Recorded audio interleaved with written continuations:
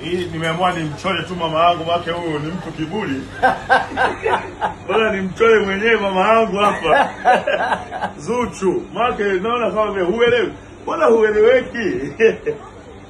Ndio nataka nimchole upande bibi acha nimchole Zuchu, upande wa pili nimchole Bi Khadija. Namchora mama mkwe. Bale, we good in Dubai. Bigi bana. Tarehe 27. Tarehe 27 Kigoma.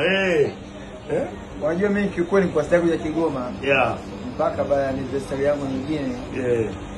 Ya miaka yangu kadhaa ya muziki. Lakini kuna kampeni ya Baba Levo naachaje kuja Kigoma? Yaani naacha vipi?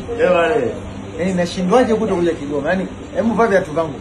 Nawezaje kuja Kigoma wakati Baba Levo ndio anagombea mbunge mgombea? Yaani naacha vipi kuja?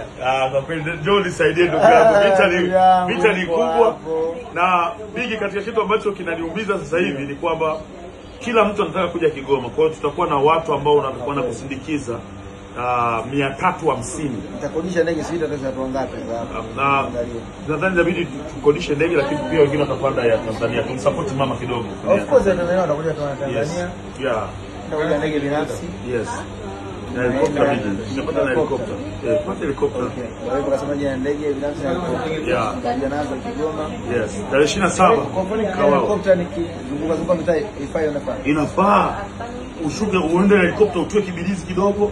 Ukitoka utue Bangwe, ukitoka utue Duzebazeba, ukitoka utue Katubuka, yani kata zote zile kubwa. Alafu mwisho unaenda kutua pale Mwanga Community Center, biashara imekwisha. Tunakutana Kawawa tarehe 27 mzee Rukuga. Unachagua mwenyewe. Unataka elimu au maendeleo? Mimi siyasoma na maendeleo na. Unataka elimu au maendeleo? Bwana. Thank you.